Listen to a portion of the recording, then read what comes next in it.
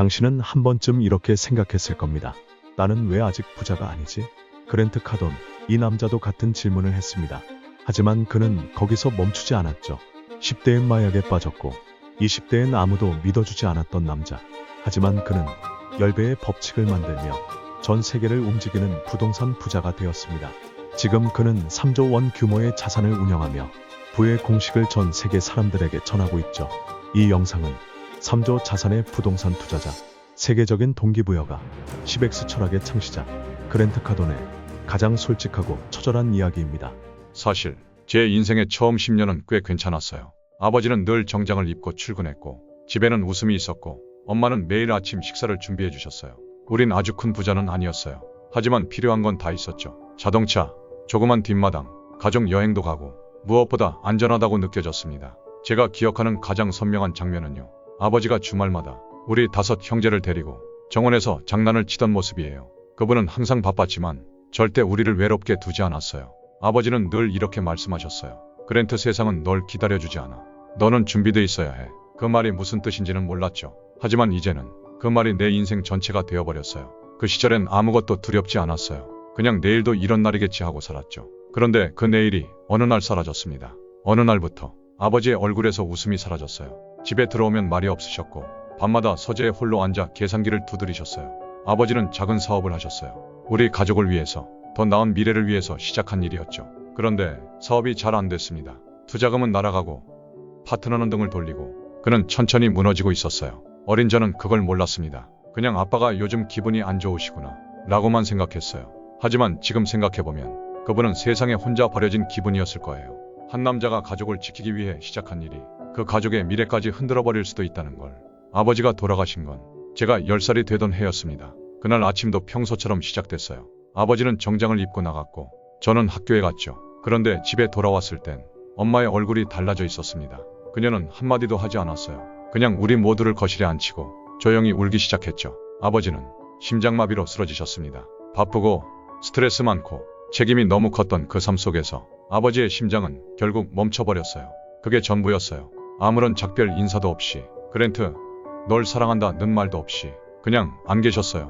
그날 이후로 저는 세상을 다르게 보기 시작했습니다. 삶은 생각보다 훨씬 짧을 수 있다는 걸. 그리고 아버지처럼 열심히만 살아선 안 된다는 걸요. 어떻게 살아야 하는가를 모르면 결국 가장 소중한 걸 잃을 수도 있다는 걸요. 아버지가 돌아가시고 나서 모든 게 바뀌었습니다. 그는 우리 가족의 중심이었고 그가 떠난 순간 우리 모두는 한 방향을 잃은 배처럼 흔들렸어요. 엄마는 정말 강했어요. 5 형제를 홀로 키우느라 매일 전쟁을 치렀죠. 하지만 아이였던 저에게는 그 강함이 너무 차가워 보였습니다. 아버지가 돌아가시고 난 매일 밤 같은 꿈을 꿨어요. 그날로 돌아가서 아빠를 다시 붙잡을 수 있다면 그건 절망이었고 죄책감이었고 공허함이었어요. 10대가 되면서 저는 점점 어두워졌습니다. 말썽을 부리고 친구들과 어울려 다니고 학교에서는 집중도 안 됐죠. 왜냐면 속으로 계속 외치고 있었거든요. 왜 우리 가족만 이렇게 돼야 하지? 왜 내 인생엔 아버지가 없지? 그 분노를 어디에도 풀 수 없었어요. 결국 그 화살은 나 자신을 향했죠. 20살. 이미 저는 술과 마약에 손을 대고 있었습니다. 밤마다 술에 취해 울고 아침이면 또 살아있네 하고 한숨 쉬며 일어났죠. 아무도 몰랐습니다. 겉으로는 웃고 있었지만 속은 완전히 무너져 있었어요. 25살 무렵엔 제 인생이 끝났다고 생각했습니다. 꿈도 없고 돈도 없고 내 자존감은 바닥을 뚫고 지하로 내려가고 있었어요. 여러분, 자기 자신을 싫어해본 적 있으신가요? 매일 거울을 보면서 이게 내가 될 줄은 몰랐는데 라고 말해본 적 있으신가요? 그게 저였습니다. 나 자신을 증오했고 그 누구도 날 구해주지 않을 거라는 사실에 절망했어요. 그런데 이상하게도 그 바닥에 닿고 나서야 내 안에서 무언가가 깨어났습니다. 그건 작고 희미했지만 분명히 들렸어요. 그랜트, 넌 이대로 끝날 사람이 아니야.